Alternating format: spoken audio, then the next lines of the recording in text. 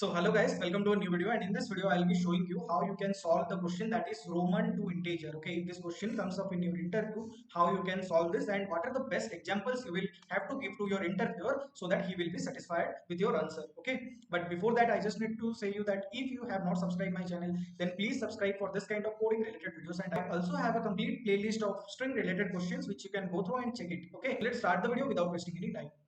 So here you can see the question is we have to convert a Roman number to an integer. Means what does that Roman number means? Let me give you some idea regarding that. Our numbers, like these are the numbers what are written in Roman. It has some of the representation, like 1 we represent it as I, we represent it as 5. Similarly, there are different characters which represent to a particular number, and we will get those characters.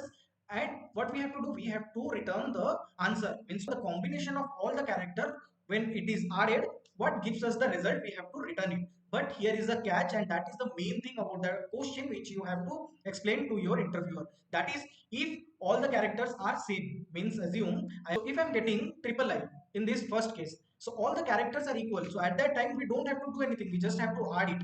If we have this kind of characters, like the first one character what we have is greater than the next character, then also we don't have to do anything, we can simply add it.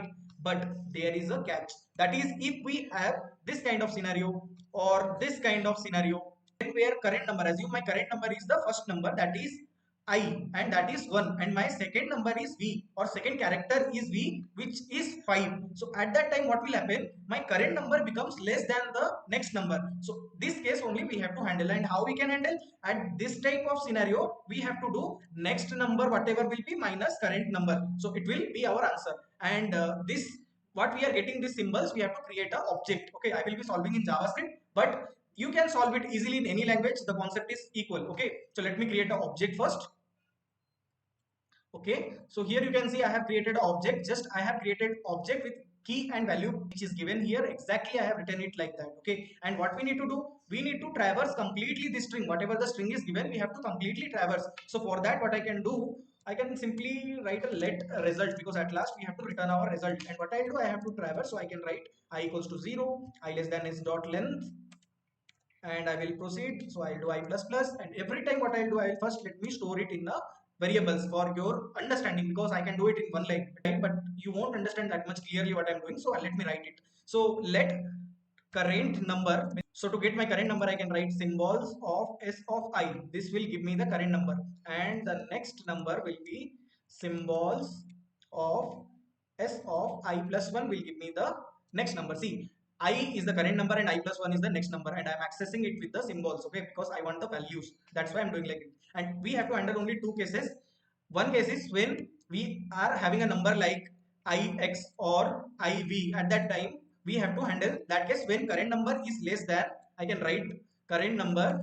Okay, current number is less than next number. If that is the case, then we have to handle it differently. If that is not the case, like we have any number, like you can see triple I means all are equal, or v triple I, or lv I, this kind of number if we have, so what we can do, we can simply write res plus equals to current number, because we don't have to do anything. And if that is not the case, then what we'll do, we'll simply write res plus equals to what is our next number minus current number. And note one more thing, in this line what we are doing, we are solving two things. We are solving current number as well as the next number. We are solving two things, like iv is there, so we are evaluating this complete thing. Okay, so we have to do I plus plus after that. So, and at last what we'll do, we'll simply return my result. And if I run it, you will see all our test cases will definitely pass. Yeah, which is passing. So let me submit it. So you can see it bits 72% and it have passed 3999 test cases. So for this kind of interesting videos like this video, subscribe our channel and click the bell icon for notifications. That's all for today guys. Thank you for watching.